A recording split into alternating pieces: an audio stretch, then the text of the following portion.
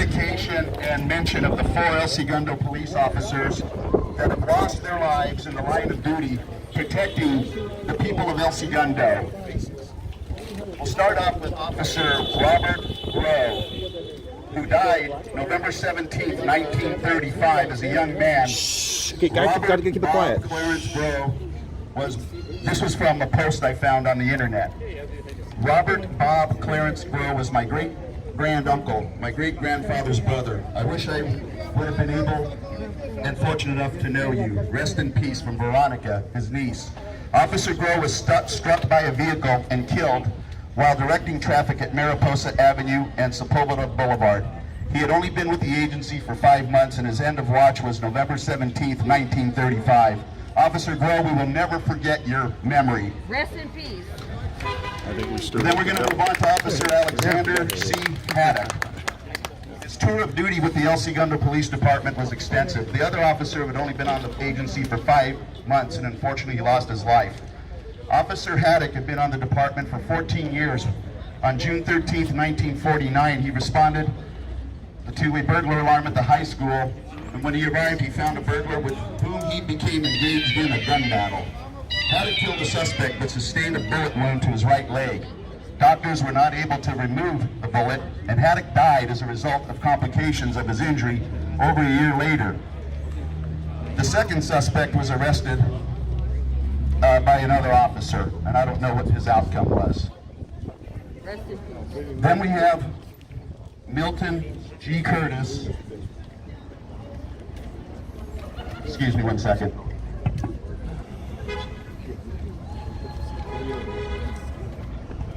Okay, sorry about that. So we have Milton G. Curtis and Officer Phillips, whose I don't know. death was on July 22nd, just a few days ago. Officer Phillips had served with the El Segundo Police Department for 2 years and was survived by his wife and 3 children. Officer Curtis had served with the police department for 2 months, and he was survived by his wife, son, and daughter. These were young officers in their 20s.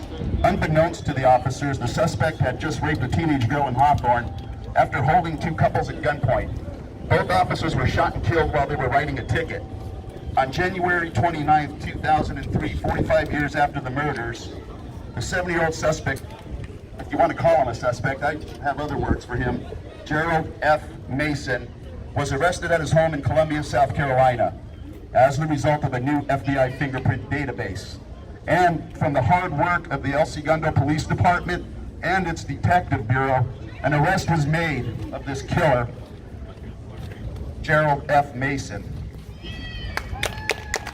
The fingerprints were matched to a 1956 South Carolina burglary and linked to him. Mason was convicted of both murders on March 24, 2003 and sentenced to life in prison.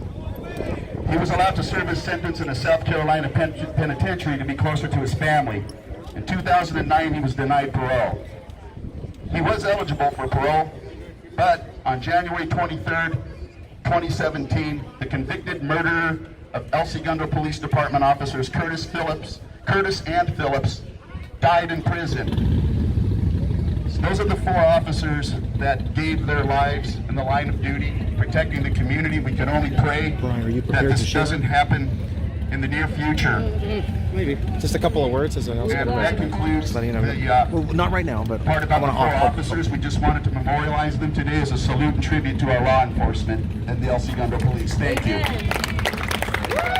Can you, I don't know, can you take the camera?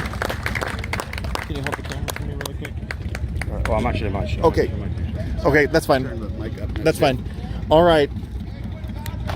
Okay, we're back on track. You know, we did what Black Lives Matter would not do. We had that hard conversation, didn't we? Yes. We had that hard conversation. We were not afraid to have somebody who might have disagreed, and Keith Hardeen put it to practice what he tells us all to do.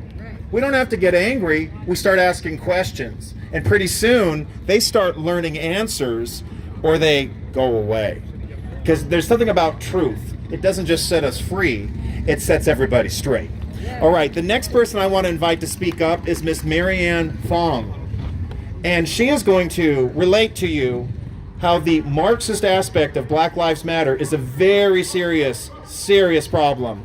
Marxism is what Black Lives Matter is really all about, and she's going to share the damage, well, I can't put it in good words. She will explain how the Marxist agenda, how it harms everybody.